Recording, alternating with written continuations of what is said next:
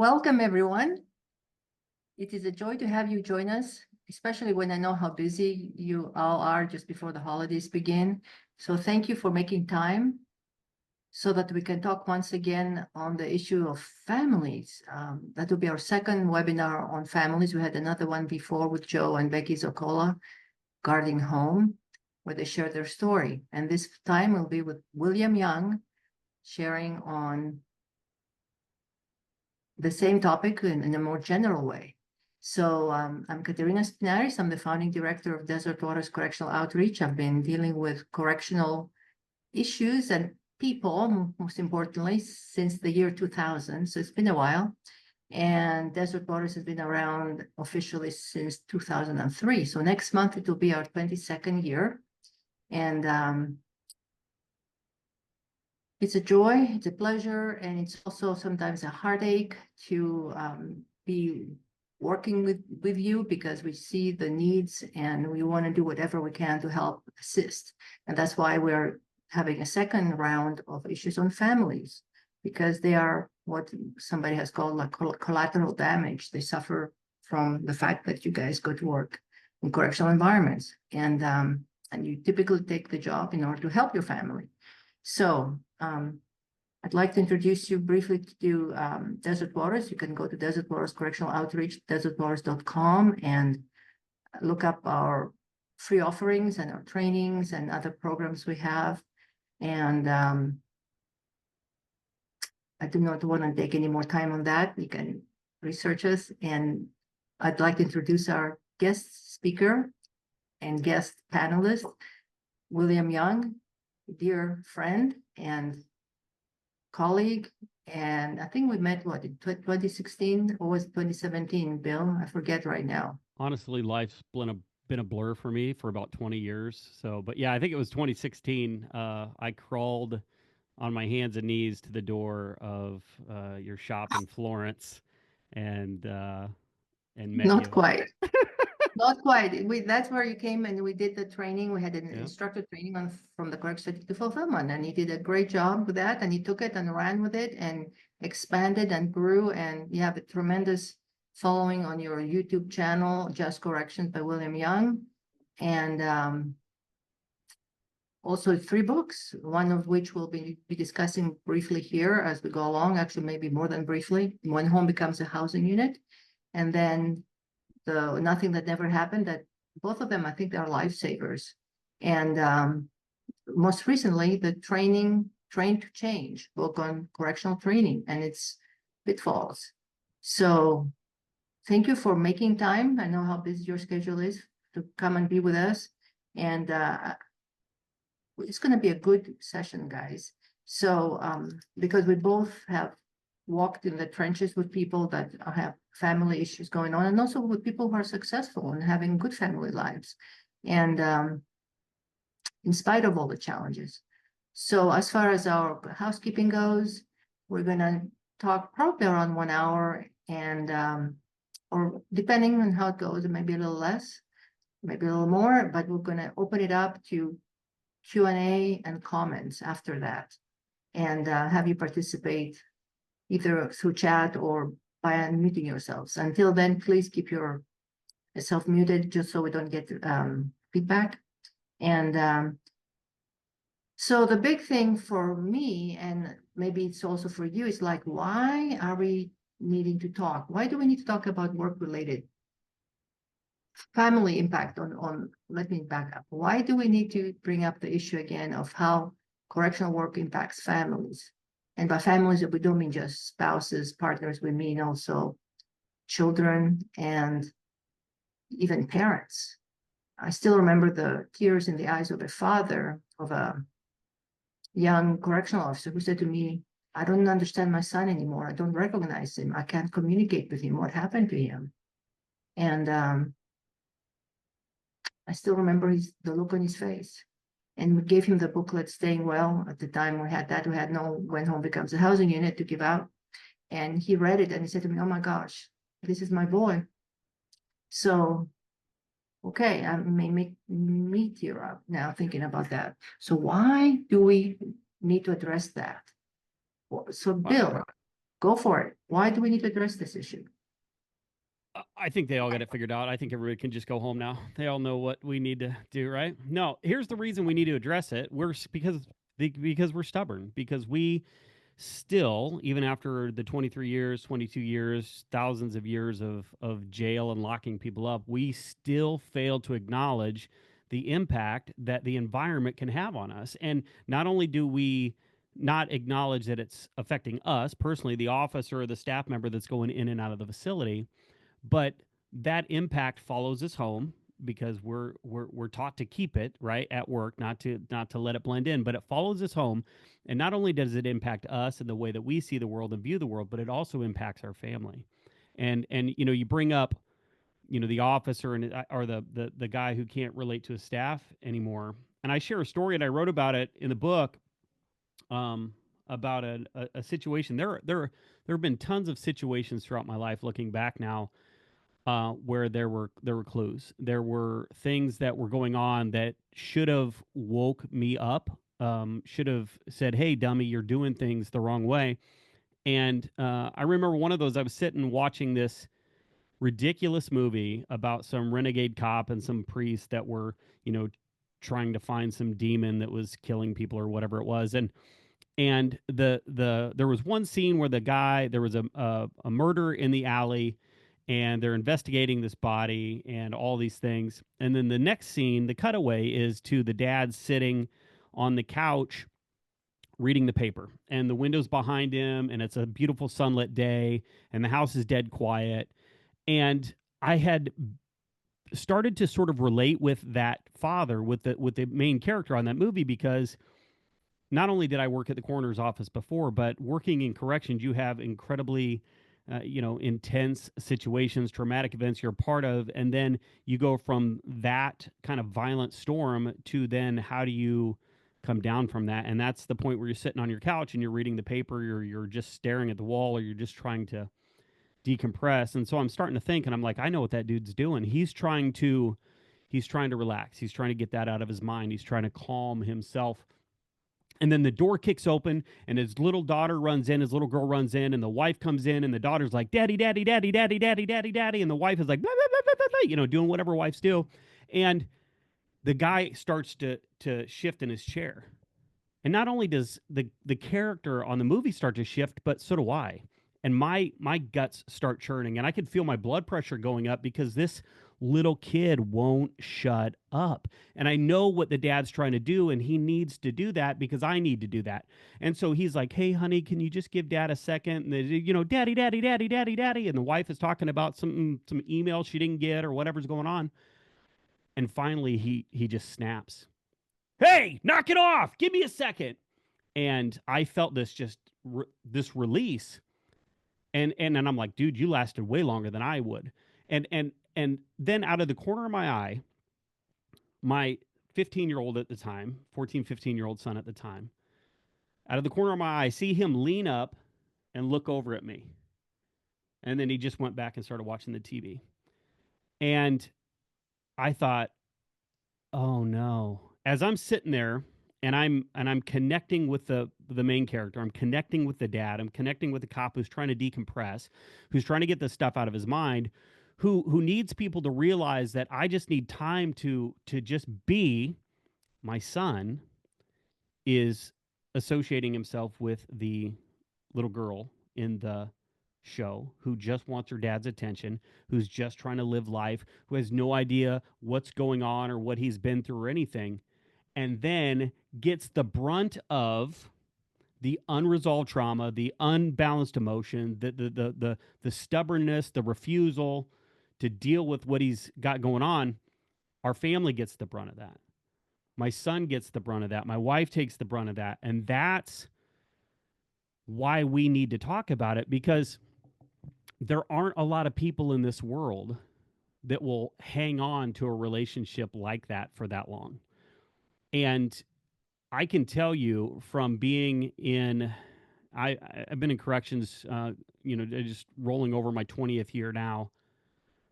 I've got my oldest son is 24, and my youngest is 15. But I can tell you that I can see the effects of the job on them. Their situational awareness that I've taught them, their cynicism, their view of the world, and their lack of general trust for people and things. That's because of me. That's because of the training and the environment that I've been a part of.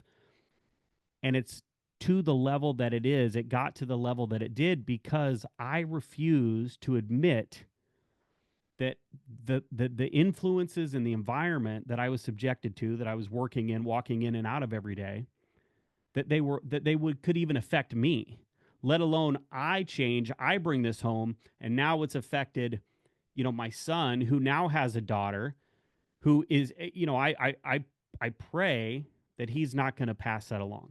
You know what I mean? And so, Katerina, it is. It, here's why we need to talk about this, and here's why this conversation is so important. Because if you aren't going to do anything to save yourself, then whatever. But what would you do for your family? What would you do to protect your family? What would you do to save your family? I asked staff, would you fight for your family? Well, yes, I would. Would you kill somebody for your family? Well, of course I would. I protect. Okay. Would you go see a therapist for your family? And then that's when they get quiet, because that's the realization, right? You talk all this game, but you're not really willing to put in the work. You're not willing to acknowledge it. People ask me all the time, Bill, why don't you evolve your message? Why don't you move on to something else? Because we haven't moved on. Because there are still families that are falling apart every day. There are still kids that are, growing up with absent parents every day. There are correctional officers that come in every day. Our turnover is crazy. We're creating monsters over and over and over again. We haven't changed the way we do business. And if we're not letting people know what they're up against, if we're not letting them know how badly this place can affect them, and we're not saying that everybody's going to be crazy, everybody's going to get divorced. That's not the point, and that's why people shut off. But what we're saying is the ingredients are there for your life to spin out of control if you're not intentional about how you protect yourself and your family. And that's the purpose, and that's why we still have these discussions. Well said, and hopefully we'll continue building on this theme that, like my good old friend Greg Morton says, denial kills people. Mm-hmm. And so there is denial systemically all across the system at different levels and for different reasons.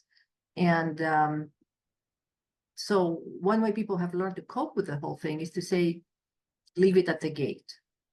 Which my image for that is like, okay, just before you leave, you kind of stop, unscrew your head, remove your brain, leave it in a jar of formaldehyde, go home, get a new brain, put it on, then you're this other home person, then you leave your brain in the car and put on your new brain, your work brain, and you walk into the facility or whatever, wherever your office you work. It's like you cannot leave it at the gate. Your brain goes with you. You go with you everywhere. And It's more about let's acknowledge, like you said, own it and see what we can do about it. And there's a huge continuum of what people need to do because everybody's different. And everybody has their own issues and their own history. And the thing that I want to emphasize up front, and we can go back to it later, is that doing so is not only ethically proper. I mean, if we know something we're doing is going to hurt people, we need to take measures preventatively and do something about it. Ethically, morally, we need to do that. But also, it's the smart thing to do for systems, because people who are malfunctioning at home, the way that work goes home, in the same way home goes to work. If somebody's struggling at home, they have had a major fight. They were sleeping on the couch, they slept in their car. There was even violence, whatever it might be. There are affairs, whatever it might be. That is going to go to work. The person will be distracted, angry. It will have a hair trigger temper. They're going to be forgetful. They're going to be tired. It's going to affect performance. If nothing else, let's look at ways to prevent the damage at home so that performance is not affected. But again, also it's also the moral thing to do, the right thing to do, to say, let's get you all together and let's help this to help prevent and get the family on board from the get-go, from the beginning, from the training academy day one, not them clueless about what you're about, what you do every day, which is the typical approach. So, so we have a lot of needs that resulted from the working in a correctional environment. Bill, I wanted to ask you for another story that is not in the When Home Becomes a Housing Unit, but it's in another one, another writings you did, the Rocket Man. Would you tell us about the Rocket Man? Because it's a powerful, powerful analogy. I love it. And if you are willing to share on that, I'd appreciate it. Yeah, I don't know. I'm a pretty private guy, Katerina. I like to keep my stuff close to the vest here, right? Yeah. Uh, uh, so, for those of you who aren't familiar with The Rocket Man, it is a short story by Ray Bradbury, and I think that everybody who works in a high stress environment should read it. Corrections, law enforcement, military, healthcare, it doesn't matter. Read it. It's a great representation of being disengaged. But um, so my son had to. This is how I discovered the Rocket Man. My son had to write a paper in high school on this short story, The Rocket Man, and he started reading it, and he gave it to my wife and said, "Mom, you need to read this story." And she did. She doesn't. Nobody in my family is a reader except me. I love to read. I love books. I love all that. But so my wife reads it, and she calls me at work and says, Are you familiar with this story?" And I'm like, "No, I'm not." She goes, "You need to read it right now." And so I read it, and probably, I don't know, 2 or 3 paragraphs into the story, I'm like, got tears in my eyes. And then I read the thing and I bawl all the way through. And essentially, what it is a story about a guy, a rocket man, who works in space, and he goes to work for, I think the story is 3 months at a time, comes home for 3 days, then goes back out. And it talks a lot about how he transitions from space to home. And it talks about, how the first day he, is exhausted, and he, is disconnected and is sort of trying to recoup, and that he doesn't look at the sky. He's just looking down at the ground and wanting to be as close to the earth as possible. And then the second day he wakes up and he's full of energy and he's engaged with his family and his kid, and he wants to go here, there, and everywhere. And then on day 3, all he does is stare up into space. He's now detaching himself from the family. He's withdrawing from the family, and he's staring off into space. And he has a conversation with this kid who, doesn't understand what's happening. And so his kid asks him, basically, why do you like space more than being home? And the Rocket Man says, it's not that I do. He said, because when I'm in space, all I can think about is you and wanting to be home. But then when I get home, all I can think about is space. And I'll tell you what, when I read that, I was like, holy crap, this is how I feel all the time. And then, the crazy part about it is the wife in the story, towards the end of it, though, the kid and the wife are having a conversation, and the kid is basically getting on his mom and saying, "Mom, when dad's home, how come you don't interact with him? How come you don't, participate?" And she said, "Because it's easier for me to pretend that he's dead than to have my heart broke all the time." And I looked at that, and I looked at my life, and I looked at the things that my wife had done for 15 years, raising the kids on their own, going to the school functions, running the household, doing all these things so I could provide for the family at work. And it it it really made me feel like I was a ghost in my own house. The family was moving, the world was moving, people were growing up, decisions were being made. You know, oil was getting changed, light bulbs were getting fixed, and I wasn't doing any of it because I was at work and I was sleeping. I was at work and I was sleeping, and when I was home and awake, I was still out in space. And the fact that my son recognize. So see, here's the thing. I'm in the throes of this, I'm doing a good job. I'm a great officer. I'm 10, 15 years into my career. Everything's great. And I don't recognize the impact, right?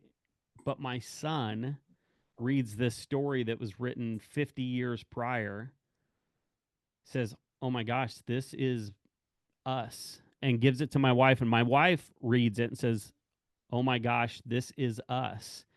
You need to read this." And I did. And so then I followed up that next day. I came down to dinner and I said, "Hey, buddy, I read that story. What'd you think of that story?" And basically he tells me, um, "What do you want me to say, that I'm the kid in the story?" I mean, like, yeah, that's what I want you to say, And so he was, it was a roundabout way to tell me, "Look, Dad, you're not here for us like you need to be, and I don't understand why." And so there's a lot of times we go through life and we dismiss these little things that people around us are telling us, the people that we love us are telling us, the clues, um, because we are in survival mode, because the things that we're up against inside, we're fighting for our lives, physically, and mentally, emotionally, spiritually, all the time, and we don't have the energy to fully give everything to the job to survive and to give to home. I remember an officer asked me one time. I negotiated. I'm one of the negotiators at my facility, and I was on the door with an individual for 45 minutes. Got him to unbarricade, de-escalate, all that. It was really good. And we're walking out of the unit, and the officer turned to me and she said, "How do you have anything left when you go home?" And I said, "I don't." And it's kind of it was kind of just one of those silly things you say or whatever, but it's true sometimes. I don't have anything left. I give 100% of what I have and what I am to my survival inside. Um, and then I would just go home and crash. Right. And so the flip side, and what you learn, is to listen to the people that are on the outside, the people that love you and want to support you, the people that we shut out, right? And I'm going to talk about that for a second here. When you talk about the family and obstacles and stuff, we shut them out because they don't understand. Because we're told to leave work at work, because we don't want to scare them. We don't want them to know all that's stupid, right? They don't understand the job. Because we don't educate them, because we don't tell them about the job, and honestly, we don't even understand what we're up against. But what they do know, what they do understand, is that they love you, that they care about you, and that they want you in their life. And so, however that needs to happen, you have to participate in that. Relationships don't work if only one person is putting in the work, if only one person is putting in the effort, right? And so, if you have a significant other who is trying and talking, and "Will you please go get help?" I spoke with an officer the other day who is going through some things, and I said, "Well, have you talked to anybody professionally yet?" "No, but my wife really says that I should. I just don't know." Well, here's a tip from a guy who's been married 25 years. If your wife says you should do something, you should probably do it. And then just move on with your life, and everything's happier. Um, People give you clues. There are things out there that you're like, "Okay, yeah, maybe I should check into this." But you have to be a part of that solution. You have to educate. And that's one of the obstacles, right? The families don't know. And there are some facilities that are doing like family days, and there's some training things, and I'll talk a little bit more about that as we go on, I'm sure. But they have to understand that when you sign up, or the staff member gets hired at a correctional facility, or you, like when I started my correctional career, so did my family. Like, my everybody that I encounter is impacted by the work that I do inside, and they need to be aware of that. And that's what I speak to the families on graduation day before the ceremony. And I say, "Welcome to the family, because you are now part of this craziness." Like, and here are the resources that are available to you. And I talk about that, but they need to know that this is what your loved ones signed up for. That their world will forever change because of what their CO has to do, what their officer, what their staff member has to do. Their world will forever change. And people are like, "Well, I don't know what you're talking about," but so I kind of talk to other parents, and I'm like, "Well, okay." Um, at my work, people threaten to kill me sometimes. I don't know about other people, but if I had $1 for every time somebody said they were going to kill me, I wouldn't. I'd be driving a much nicer car. So when people threaten to kill me, I print off a piece of paper with their name, with their photo, and I print off a copy of my report. So if I have to shoot them when I see them outside of my yard, it's okay. And I hang that on my refrigerator. And I showed my kids when they were young. I said, "Come here, kiddos." I said, "Hey, see that picture up there? That guy? Yeah, who is that guy, Dad? If you see that guy outside, I need you to just come inside, okay?" "Well, why, Dad?" Don't worry about it. Just that's a bad person. When you see normal parents don't have to do that. Normal parents have this abstract, don't talk to stranger, boogeyman kind of thing. I have real living, breathing flesh that I know what smells like, that I know their BS stories, that I know their mannerisms, and they have changed the way that I do business outside. And that impacts if people say, "Well, the job doesn't affect me," it doesn't, it most certainly does affect you. And if you have to have a code word when you're out in public and you are like, "Hey, if somebody calls me, if you hear somebody say my last name, or if I wink twice and shake my head this way, you need to meet me in the toy aisle." Guess what, buddy? The job affected your family because you're going to have to explain why daddy's a weirdo when he goes out to dinner. You're going to have to explain why daddy never introduces you to anybody when you go. That's how the job gets you. And then here it is. Now I have a 24-year-old son who doesn't trust anybody either, whose situational awareness is essentially paranoia, who looks at the world the way that I look at the world. And I didn't sit down and have a conversation with him. It's just through the way that our family has operated for years and years and years. And so the reason that we have these, I'm going to go back to that. The reason that we have these conversations is because the way that the environment and the people and the elements can affect our life can be pretty bad if we don't understand why we're doing them, right? They can really become intrusive in our life, especially if you're under the assumption that, "Oh, no, I'm just leaving it at work. Like this job doesn't affect me. When I leave work, I just put in my headphones. I totally don't ever think about this place. Oh yeah, okay. Did you go Christmas shopping? I don't go Christmas shopping. There's too many people there. You can't see where the shooter's coming from. You can't. Oh, okay. Well, the job hasn't affected you. Yeah, you're right. Well, I carry 6 guns on me, and I don't do the. All right, dude. Just relax. Right? That's why we have to have these conversations over and over and over again. And the other thing that I like to say is that once we acknowledge that, right, then you realize that you have all the power. You have that information now. You know that there's resources out there now, and then you have to do it. You have to decide that you don't want to live your life like that. You have to decide that you don't want your kids to not come home for Christmas. You have to decide that you want to fight for your marriage. Like those are the things that you decide. And Katerina, we talked about this a little bit the other day. But we get into that victim mentality. Like there's nothing that we can do. We have absolutely no control. I can't control my schedule. And I wrote about it in Home Becomes a Housing Unit and several others. This feeling of I have absolutely no control over anything in my life. I don't control the inmates. I don't control what time I go home. I don't control the stupid policies they write. I don't control any of those things.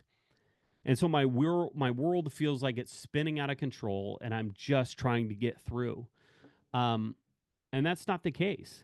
The case is I am in absolute control of everything in my life. And if I and here's the number one thing, if I don't want to work in corrections anymore, I just leave. Absolutely just leave. Now, that doesn't mean that that's the answer for everybody, because corrections is incredibly rewarding. The benefits are great. There's 100 benefits to it. It's a beautiful career. But at the end of the day, I shared this story with you. But I was sitting with my therapist, and I was complaining, and she said, "Well, what do you want to do?" I said, I want to quit. If I could quit my job today, I would.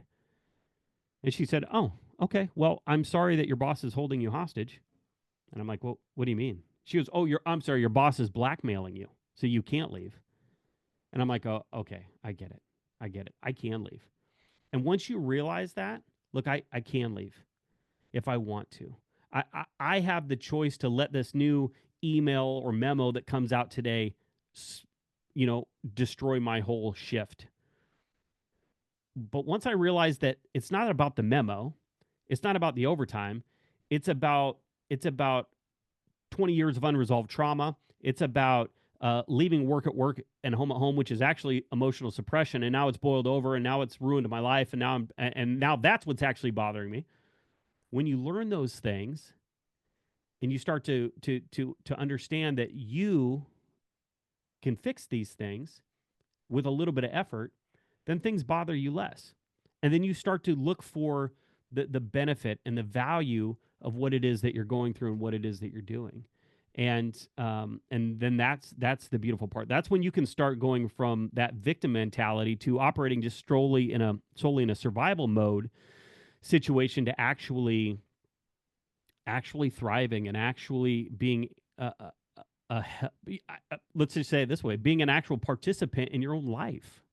Okay, so from my perspective as an outsider looking in, I want to say that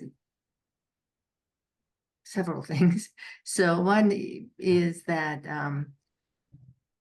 the compassionate part of me understands that people are worn out and sometimes it's really hard for them to make that effort. And that's why we need support systems to help people kind of bridge those gaps and make those healthy choices when they feel depleted and empty, like you said, have nothing more to give. So it's hard to even go to a therapy session or even start thinking about things. But we say the alternative is really, really nasty. So it's like, Right. do whatever you can to do what you can, because the alternative is a no-go. You don't want to go there. You don't want to go Right. there. It's too dark. It's too dark. Man, we're hearing about some pretty intense suicides recently again. Like there's a life after corrections. If it takes quitting, yes, you may make less money, but at least you have your life back. Mm-hmm. And that's why maybe a lot of people are quitting, because they realize they cannot keep up with the demands of the situation. So there are many solutions, and one needs to understand they're not alone. Um, and that's why we're having webinars like this one. That's why we designed a couple of courses for correctional family wellness. One is for the staff and one is for the family members, adult family members. When we started with adult family members, we had a CO in their instructor training, and he said to me, you know what? We cannot be expecting the family to bear the brunt and do all the work to help us along in our falling apart. We need to do our part too. So Mm-hmm. that led me to write the Correctional Family Wellness for Staff version about this, for the staff to understand what is happening to them, how they are reacting to it, how they're changing, how even their loved ones are changing, like you said, their own family members, and what they can do about it to bridge the gap, and most importantly, to maintain some kind of emotional intimacy, because that kind of thing goes numb and dead, and they're like strangers in their own home. And the poor family members have no idea what you guys do every day, what it looks like. They've never been in a jail or a prison or even a probation or parole office. They're outsiders. So, and what I like to say is that the walls of protection you put up to protect them from the gore and the scary stuff become walls of separation. They isolate you. You're behind the wall and they're on the other side saying, what happened? Where are you? Who are you? I don't recognize you anymore. So the big thrust of today is like, what can every part of the system do to make it better? Because I like to think in terms of system like jigsaw puzzles. It's not just one piece, it's several that we need to bring together for a real healthy solution. And like what family members can do, what you guys need to do, and what the agency does that creates the environment in which you work. And it's work. That's why when we were talking the Right. other day, Bill said it's a four-letter word. The solution Mm-hmm. is a four-letter word. It's WORK. It is work. And it's hard to ask people to work on it when they are fried and exhausted. But again, the alternative sucks.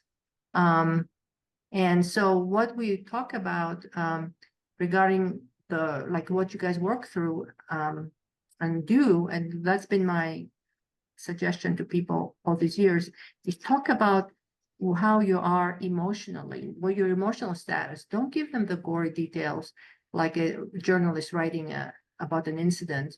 Don't give them the factual details of the horrors you encountered, but talk about things that happened today at work left me on edge, left me want to cry, left me want to stay away from everybody, any human being, whatever. Talk about your feelings and maybe your urges to action about the incident or the events, unless you have somebody that you could really unload on. That's why we have peer support. That's why sometimes there are hotlines. People want to get it off their chest, but not with their family members, not to scare them. Talk about your emotions and then ask for a hug, ask for some comfort and receive the comfort when they give it to you. Don't push them away. So let them in because they feel like they're outsiders and you're in a glass bubble and they are knocking on it and you're not letting them in. They can see you, but they cannot reach you. And it's very lonely. And I've had, that may not sound good right now, but I've had 2 cases I know of people personally that their spouses ended up leaving them for their best friend because their best friend was available to talk and visit and support, and they weren't because they were consumed by the job's impacts. So people need connection in a relationship. You have to feed a relationship. And that includes little children. And so they're not scared of you when you come home. They don't leave your room when you come home because they're afraid of your temper. So what can staff themselves do? Let's talk about that a little more and then go to what family members can do, Bill. Do you want to start with that? What you already talked a little bit about it. Maybe you have some more thoughts. What can staff members do to help protect their family life, their home life? Anything else you want to add to that? Yeah, I mean, I'll talk about it until you cut my mic off. Uh, s- the number one thing that staff can do is communicate what's going on with them.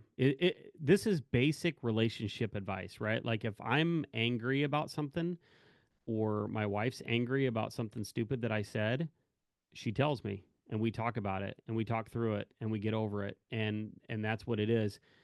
Um if I am having a, because here's the beauty of it, right? And I've been, like I said, I've been married for 24 years now, 25 years, and uh my my wife knows when I'm having a bad day.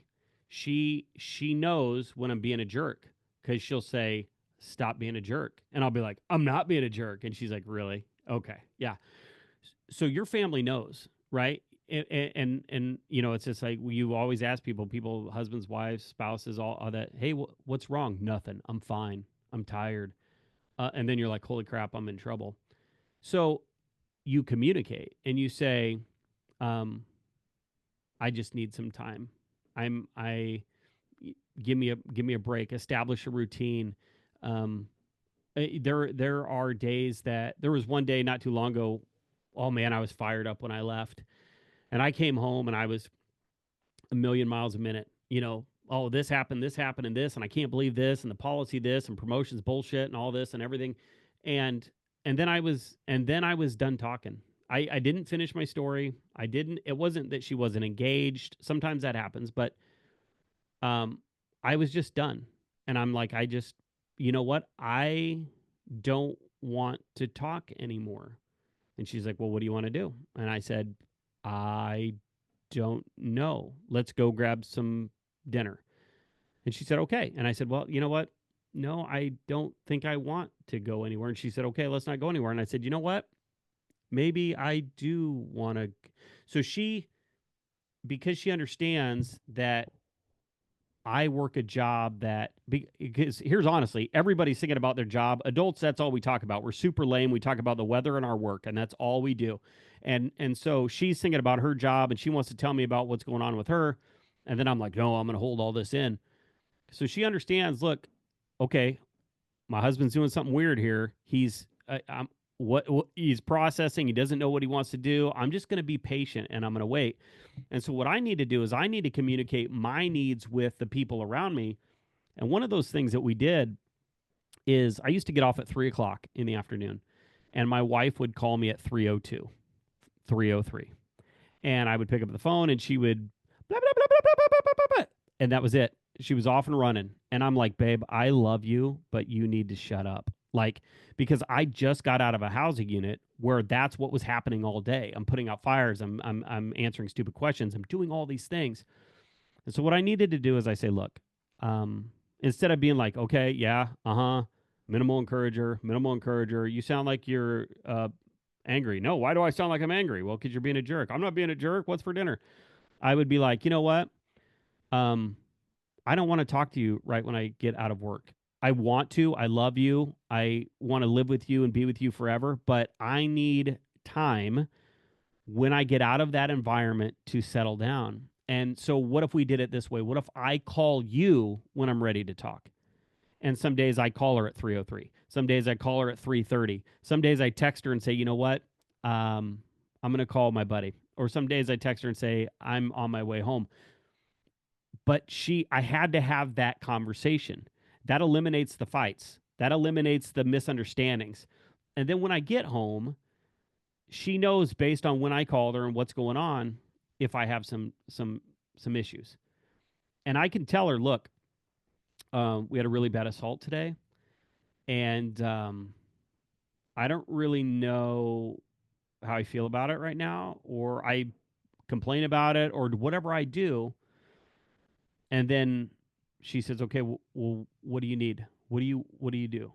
And this can kind of blend into what families can do too. Is she just sits there and listens, or waits, or uh, do you what? Sometimes she says this: "What do you need from me right now?" I don't know, or I just need you to sit there and listen, please, or what are your thoughts on that? But you communicate. Here's the revolutionary concept: communicate with your partner, communicate with your kids, communicate with your family, and say, hey, dad's having a bad day. Dad saw some really crazy stuff. And I don't know. I don't think I'm going to do well at your sister in law's house tonight. So can we, you can go, take the kids, have a great time. I'm going to stay home. Um, Having those conversations, but you can't do that unless you know what you need, unless you know what you're dealing with. And then once, so that's the first step, right? What do I need? What am I wrestling with? What makes me feel better and recenters me? And then I communicate that with my spouse and say, hey, um, I can't do dinner at your mom's tonight. Well, why not? Well, because I had a really crappy week, and I don't think I can. I'll go. I'll be a jerk. I don't want to be a jerk. Can I please just? I remember not too long ago, July, August. Oh, I was so pissed. I don't even know why I was pissed, but I all I wanted to do was jump on my lawnmower and mow the grass. That's all I wanted to do. I didn't want to listen to music. I didn't want to talk. And honestly, what I wanted to do was get down and fight every blade of grass that was out there. And I didn't really even know why. But because of my journey, right, that I've been, and because of the work that I'm doing on myself, I was honest with myself and said, dude, if you do anything other than be with yourself tonight, you're going to burn some bridges down. So communicate that. Hey, look, I I'm having a rough time. I'm just going to go out and mow the grass, and then I work through whatever I need to work through. I come back in and say it's good. It's a lot better to do that than to upset people and then come back and try to pick up the pieces of that and then explain kind of, oh, I didn't mean to bite your head off, but I'm having struggles wrestling with what I got going on at work or life or paying the bills, and that's why I did that.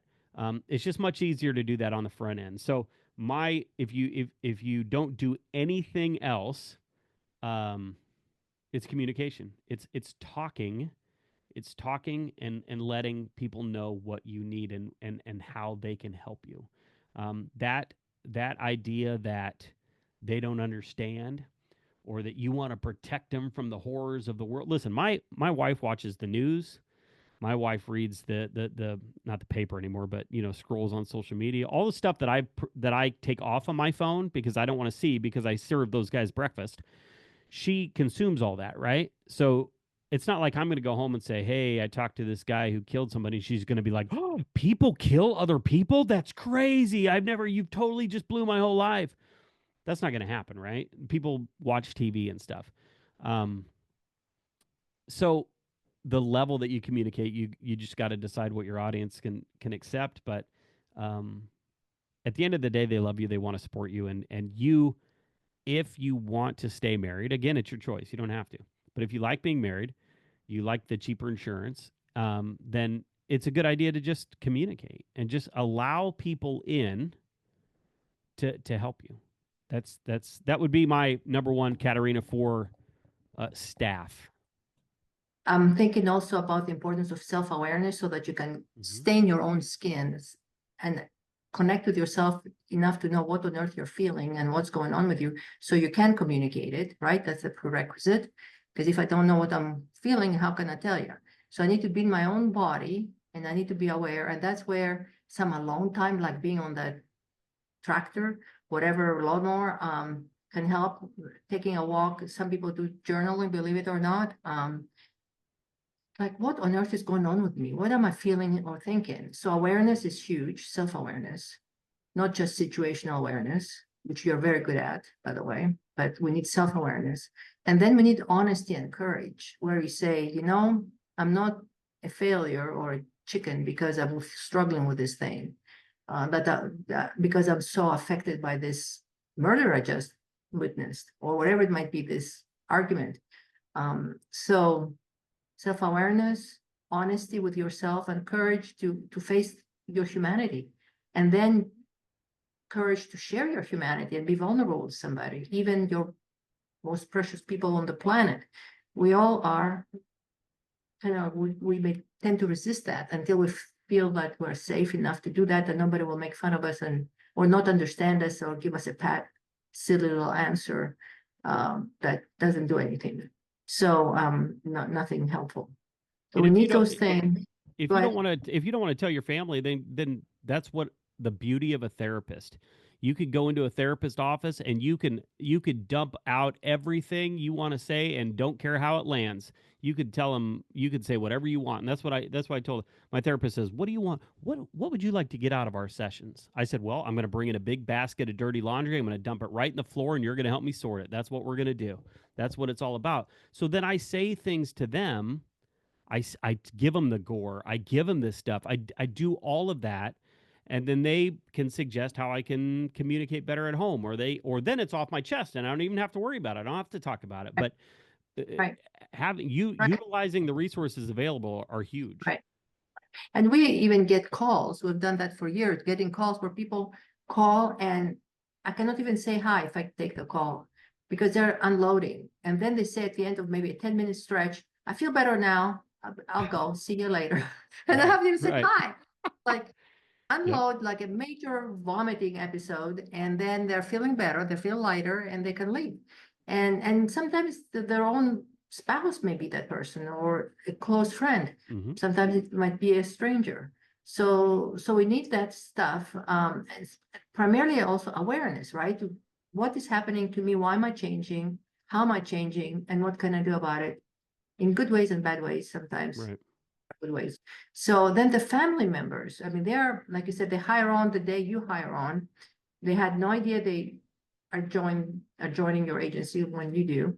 Like, Mm-hmm. what can they do? Because we may expect sometimes too much, and they are completely clueless. That's why we created those courses. Mm-hmm. They don't have any understanding except for maybe nasty articles in the paper about people bringing contraband or raping inmates. Mm-hmm. So what can family members do? And some of you, by the way, may be married to a correctional person. So you have two roles, both the staff member and also the family member. You see it for both sides. So Bill, do you have any thoughts about what can the family do to support? Because some of them need an award at the end of each year. So I've r- what you can do? I've run out of things to say, Katerina. No, I'm kidding. I'm kidding. Right. The number one thing the family can do is to learn. Uh, I would say there's a couple things. Learn as much as you can about the profession. Read books, watch YouTube videos from credible sources.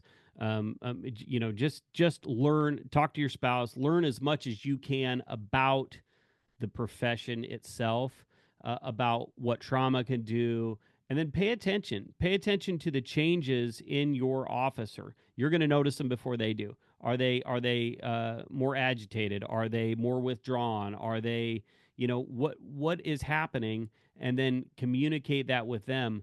But ask them what they need at that moment. Like, I don't want here's where I shut off years ago. I would come home and I'd be like, "Oh my gosh, you'll never believe what Ralph did. Ralph flooded his room," and my wife would be like, "Who's Ralph?" And I'm like, "Never mind.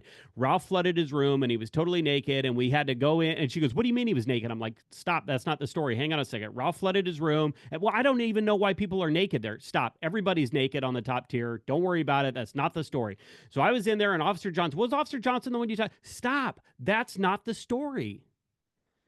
And then I just shut down because I don't want to explain everything. I just want to tell you that Ralph flooded his room and I slipped in his crap when I went in there, and it was funny, haha.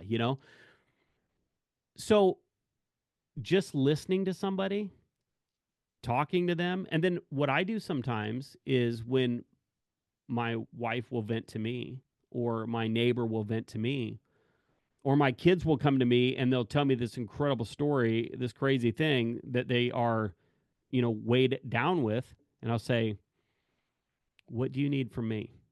Do you want me to suggest some things that you could do? Is it okay if I ask you some questions about this, or do you just need to vent? If you just need to vent, I'll totally just sit here and listen to you, and that's totally okay.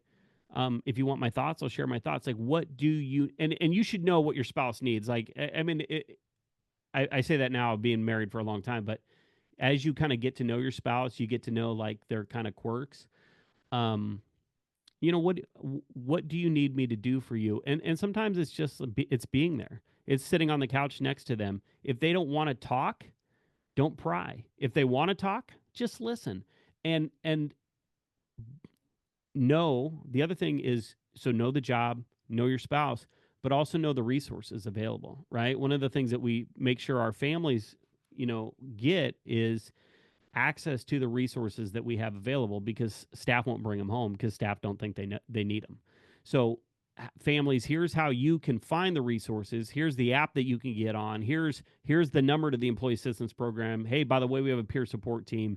Here's the things that you can do, and do them. Reach out to them, because if they're not listening to you, then call me and I'll get a hold of them, or we'll find one of their buddies and they'll get them. But that's what I would say. I would say you have to know the profession, know your spouse, and then know the resources, and that is a beautiful start. And then I would say, listen, life is crazy sometimes, and whether you're married to a correctional officer or a firefighter or an accountant, there's going to be good days and bad days, and there are going to be days where your spouse isn't going to be able to go to Christmas. Your spouse isn't going to be home for the anniversary of the birthday. And understanding that, especially in corrections, it's 24/7. I've worked every Christmas for, with the exception of the last couple of years. Every birthday, every anniversary, weekends, holidays, sporting events, all of them. We miss all of them. So understanding that, and not adding to that guilt that we already feel, that maybe being open to saying, you know what, let's for example, my family celebrates Christmas on the 24th and not the 25th. Why the 24th? Because I can always get off on the 24th. I can never get off on the 25th. You know what I mean? So moving that. Oh, my anniversary falls on a Thursday, but I work Thursday. Okay, well, the restaurant's open on Wednesday too, right? Like, it's not about, you kind of have to understand that. Here's another, young, it kind of sounds like the job affects your family too. Oh, yeah, it does. Understanding that you may have to live differently. You may have to learn to take the car to the oil place and get it changed because your husband's working 20 hours a day, or because your wife's, mandated all weekend long. You may have to help the kids with their homework. But that's what you signed up for, right? That's it's for better or worse, richer or poor. You help this person through whatever it is, and that storm is the profession. And being able to also then communicate that and say, hey, I'm at my max right now. I've been doing everything around here, and I'm tired of you just laying around on your on the couch watching 60 days in on your days off. Like, get up and do something, having those conversations. But the dynamics are different, and acknowledging that they are different and knowing what you're up against I think would be very, very helpful. Yep, I agree. So let's go for the third piece of the puzzle. What can the agency do that Mm, gets to have a say top down on a mm. lot of things, from policy to working conditions of different types? What do you think, and then I'll throw some thoughts too, but out there, what do you think the agency, the employer can do to help support families? Because as we said earlier, it's to their advantage to have healthy families, because people will Mhm. come to work in a healthier headspace. They'll be more able to function properly. So what do you think Uh, can be done on that end? well, so my boss isn't on this call, is he? So I have I so the age everybody has responsibility. Just like safety and security is the responsibility of everybody that enters a facility, so is wellness. Um, and I told you this yesterday, Katerina, that I believe that people are their own life preservers, right? Yep. And if you've ever sit in an executive level meeting, um, they don't they aren't always the most productive things that ever happen. Sometimes we have meetings about having meetings. It's the craziest thing I've ever seen. But the example that I gave you the other day was, you have an officer that gets assaulted with a broom handle, and the agency's response is, well, let's get broom handles that break easier. Okay, that's great, but that takes 6 meetings. You have to send it out for bid. Somebody's got to research it. Then they've got to come back. They've got to use the lowest bid. They've got to do all these things. Now they got to paint the handles, distribute the handle. 6 months later, now you have the broom handles. But what happens for 6 months, right? 6 months, those officers still got to fend for themselves. So here's what I say. So I caveat what I'm going to say next with this is that the agency has a role to play. Leadership has a absolute responsibility to have a safety net in place for their staff when they need it, because they will need it, but don't rely on that. You have to take intentional action to save yourself. Okay, so I said that. Now, what the agency needs to do, and what I tackle in my book, and why I think we are still where we are today, is because wellness, and I've seen it in the comments here a little bit, wellness is a pretty hot topic right now, and it is a fantastic box to check for people that are trying to show that they care about their staff. The problem is wellness is not just a box to check. It's not a 8-hour course. It's not a 2-hour YouTube video. It's not a training certification. It is all of that and none of that. It is wellness has to be woven into every single thing that you do every single day for it to work. You have to reflect your want for your employees to be happy and healthy in your policy, in your personal interactions, and in everything that you do.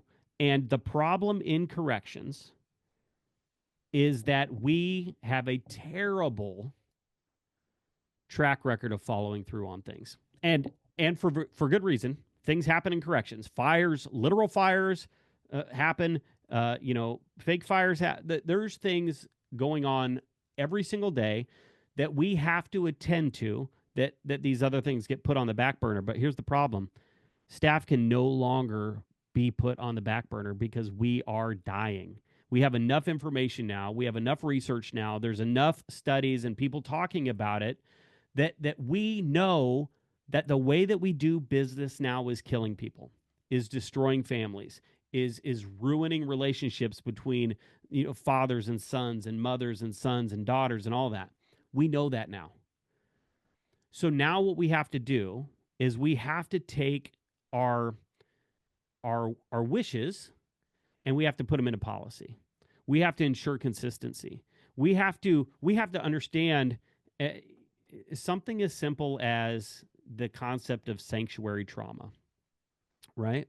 So we had an inmate die in one of our housing units.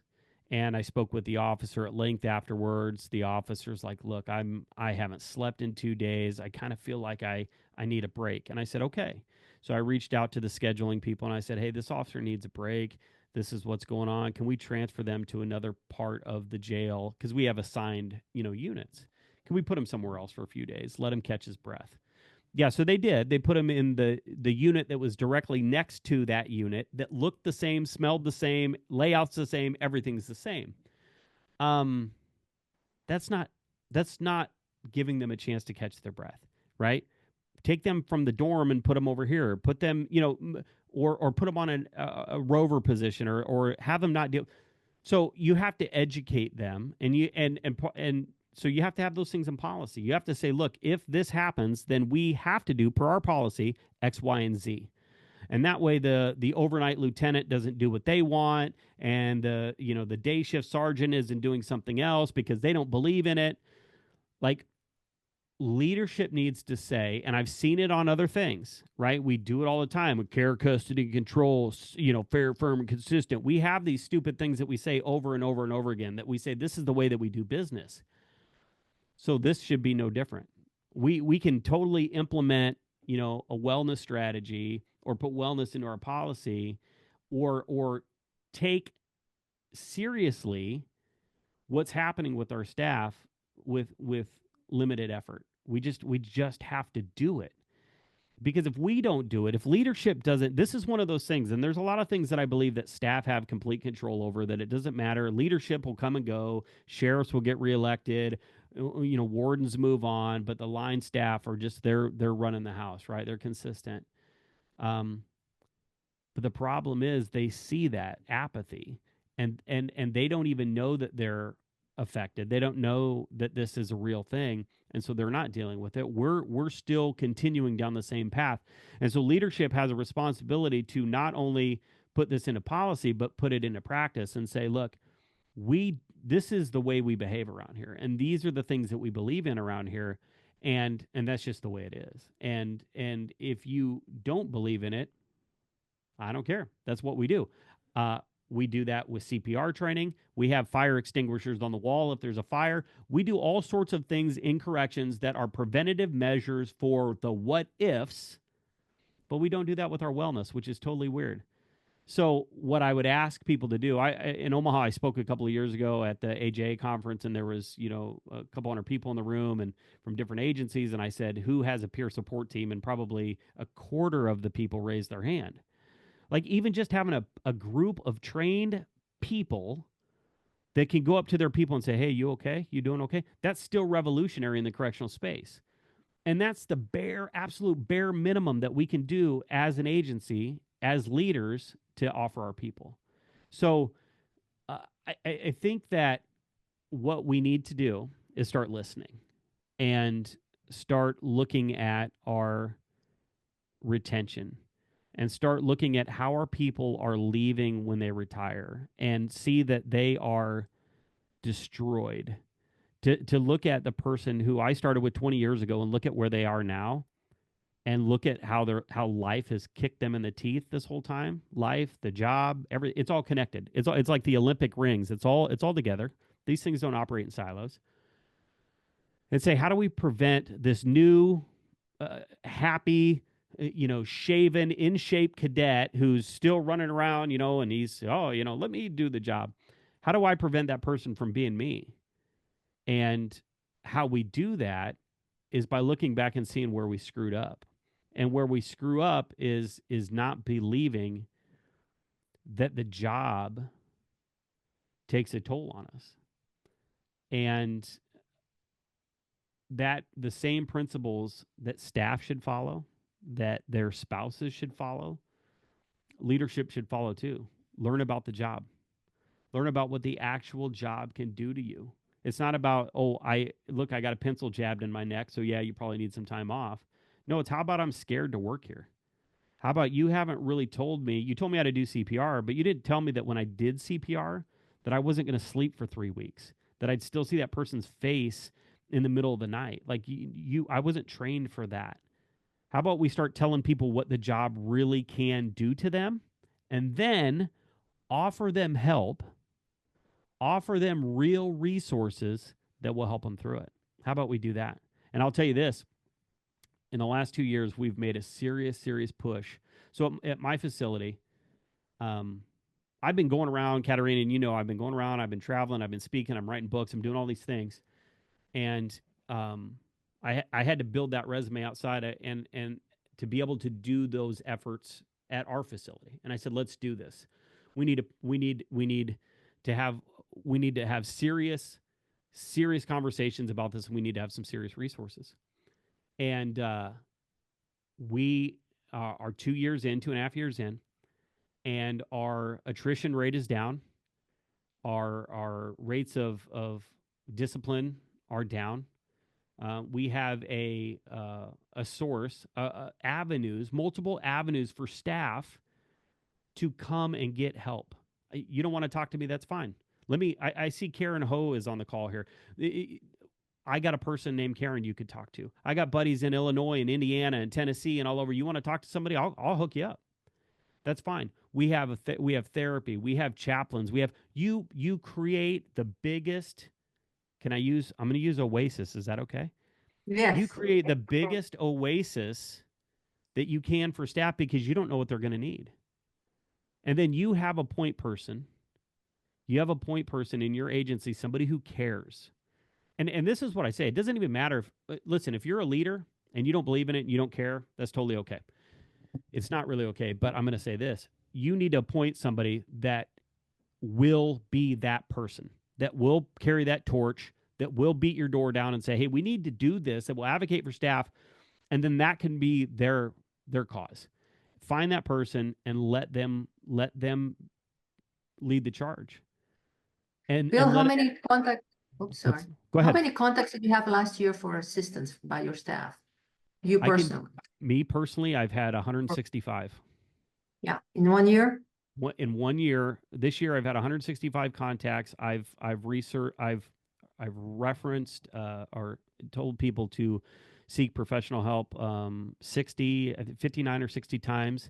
I've referred people out to professional therapists. I've hospitalized a dozen people for suicidal ideation. These are all things that wouldn't have happened 2 years ago.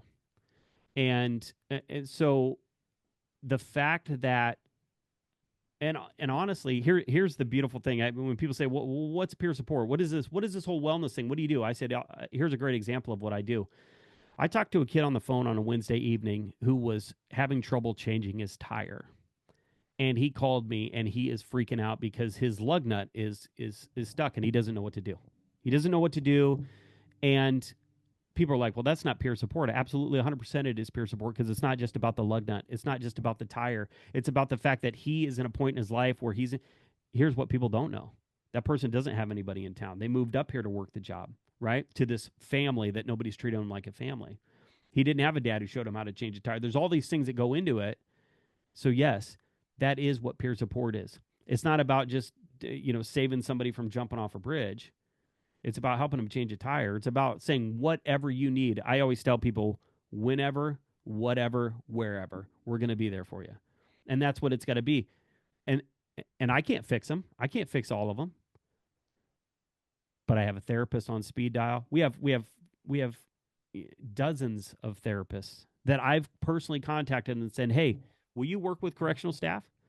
Can they call you?" And by the way, if I call you, I don't want you to tell me you have an appointment a month from now because my guy can't wait a month. If a correctional officer comes to you and says they need help today.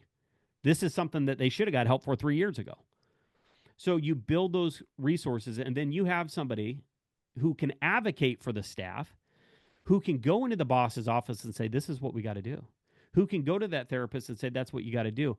So, and then you take that person and you give them some training and you give them some guidelines and let them put some stuff in a policy. But here's the secret, leaders, because wellness is very difficult. What does wellness even mean? It means it's like me and we were talking about coffee before the call, right? Coffee, everybody likes their coffee differently, right? It's to taste. Wellness, everybody needs something different. Everybody needs something different, right? There is no one size fits all for your health and well being. So you want to create as many avenues for staff as possible.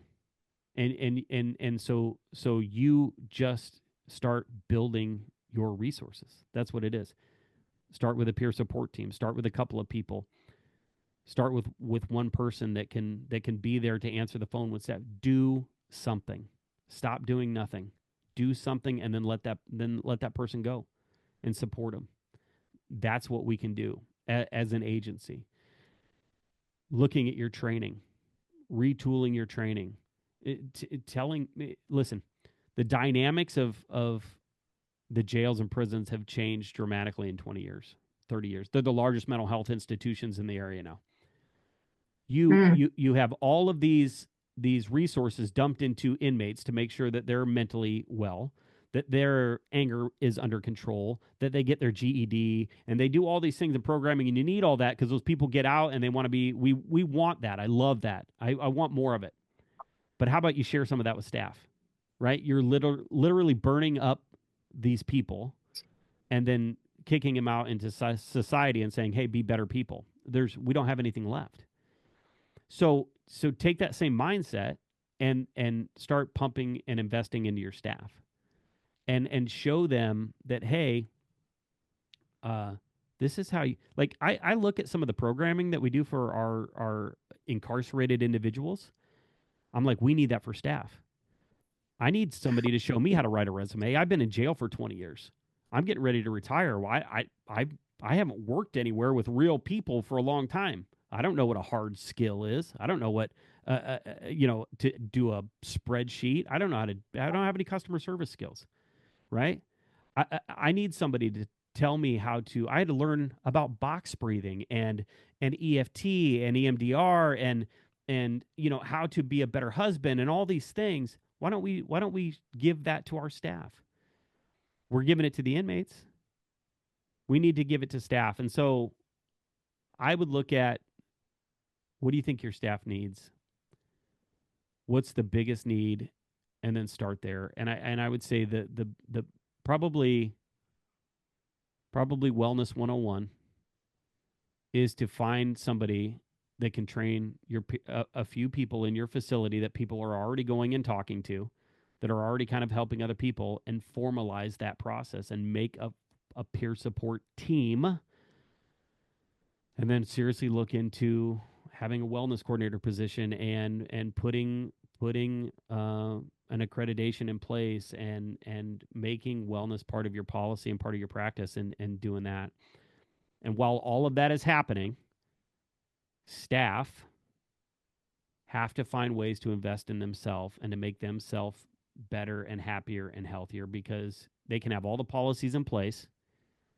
They can have all the classes and resources and peer support teams and free pizza parties and all that, and you don't want none of it. You think it's all crap, right?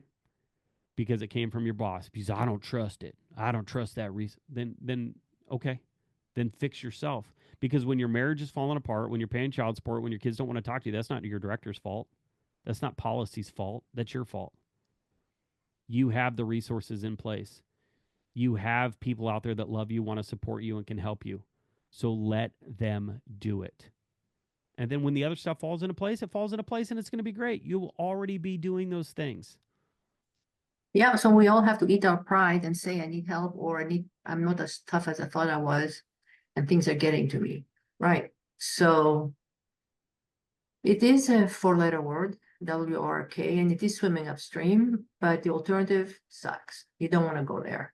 So, all righty. Thanks, Bill. So we are wrapping up the presentations side now, and I want you to know that next month we are planning on having a very special program by a union leader, with a union leader from Norway's prison system. He's a union president, and he's going to talk about the ingredients that make the correctional system in Norway work successfully. I think it will be a very, very special time. So we look forward to having you join us then as well. We'll be sending out a flyer. And now we'd like to open it up to questions from you or comments. I know the chat has been going wild here. Yeah, I want to And let me comment on something here. Somebody put in the chat. It sounds sad where you are, and I don't know if that's directed at me or if that's directed where that's directed. But I'm going to tell you what. I've been to a lot of facilities. I've traveled around the country. I've been a lot of places. Um, and My facility is like a sandals resort compared to some of the facilities that I've been to. You have to understand how revolutionary this concept is, right? And just having this conversation and allowing people to talk about their feelings, how revolutionary that is. My place is it's not sad, but it's jail. And it's a toxic environment because jail is jail and prison is prison no matter where you go. And it's totally your perspective, right? And so here's the deal. 100% I'm going to be fine. I am going to survive corrections, but I'm going to survive corrections because I've spent the last, I don't know, 6 or 8 years intentionally, uh, very adamantly working on myself and my relationship and studying and learning. And what's sad to me and what I talk about and why people are like, well, I don't know, why don't you just move on and this and that? Because some people haven't got to that place. And even in what's the happiest place in the world? Disney World, Disneyland, whatever. There's still sad people there. There's people that are still fighting and struggling, right? And so yeah, so my whole thing is this.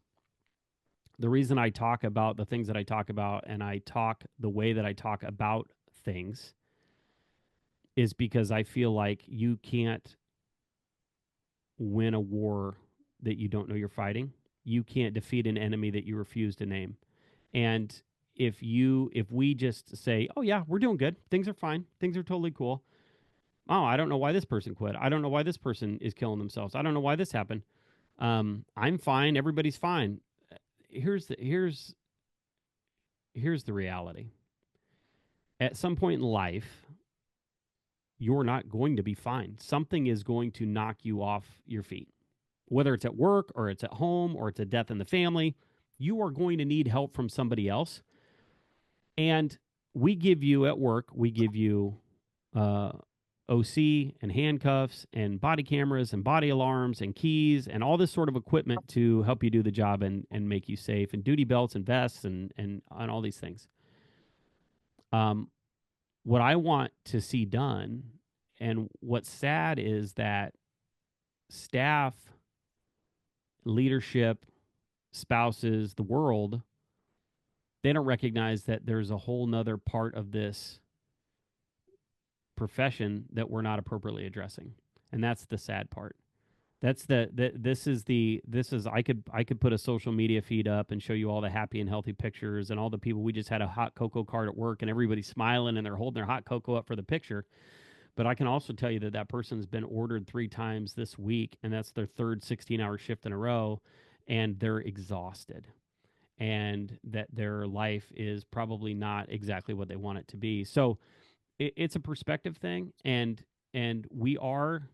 um, we are moving the needle a little bit, right? But yeah, I'm yeah, gonna I'm gonna say this. I'm gonna say this. Sorry, Katerina. I'm gonna say this. When it comes to this conversation and how seriously I take this, what happens if we drop the ball here? What happens if we miss somebody? People die. People's lives end. People's marriages end, and that's how seriously I take it. And so that's why I'm as passionate about it, and that's why maybe my outlook is a little bit um, less uh, roses and rainbows than other people because people are like, "Hey, we got a peer support team; it's doing great." Yeah, that is great. But now that we've got that established, we need to do something else. We need to keep going. We need to keep this ball rolling because if we don't, it's going to fall to the wayside like everything else we do in corrections. So, my place, my administration, they're wonderful people because they let me do the things that I do. They really truly do care about staff. But the problem is, and that's a topic for another discussion. Staff have to help themselves too, and so there's this crazy dance that everybody's got to do to get through this thing.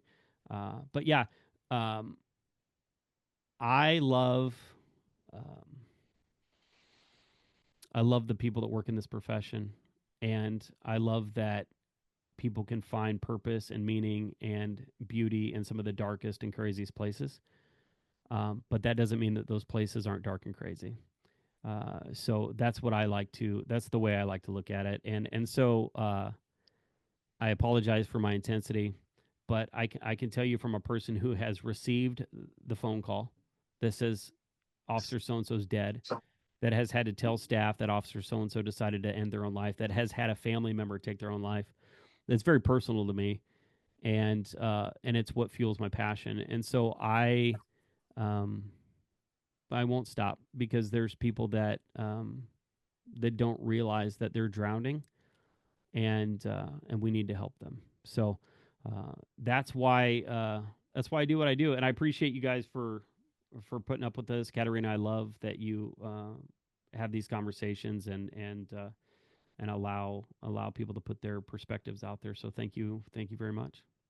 You're very welcome. And we are really privileged to be able to acknowledge things and call them for what they are and provide support that hopefully meets the need or hits the spot, because we don't sugarcoat it. And you have to have courage to face things and say they are what they are. And otherwise, there'll be no solution, no way out of the box. And the only reason Desert Waters exists is to do what exactly what you're describing also, Bill. That's why I think we work well together, because we don't have to be doing this. It's more of a love outreach to you guys, because I've taken the calls, I've seen the damage over many, many years, and I know a lot of that is preventable, a lot of that. And I think that there is a responsibility on the part of the administration, because if I know, it's like with coal mining, if you know that there are certain issues that are going to happen, like black lung, you have to take measures ahead of time to Right. protect people and provide for them, and not just send them there and say, sorry, your lungs are fried. You have to, because you're sending them there. And so I think it's a moral duty. And I hate the thought that sometimes the only way people are hurt is when they have a lawsuit going. Let's do it before lawsuits. Just do it because it's the right thing to do. And Right. because it will actually benefit the employers to have people in good shape. So we thank you for doing a pretty sacrificial job, self-sacrificial in so many ways, Mhm. and brave and much, much, much needed. And so we will hope to see you again. Send us your thoughts. Thank you for taking precious time that you never get back. So thank you for showing up, and we love you all and we want you well. And we are also open to your suggestions. And I'd love to hear, that's why we suggest surveys, and that's why we have the SafeNet accreditation program, to kind of get accountability and get feedback and move the needle in the right direction a little faster. So thank you. Have a good rest of the day and a good whatever holidays you celebrate. And we hope to see you again in the new year.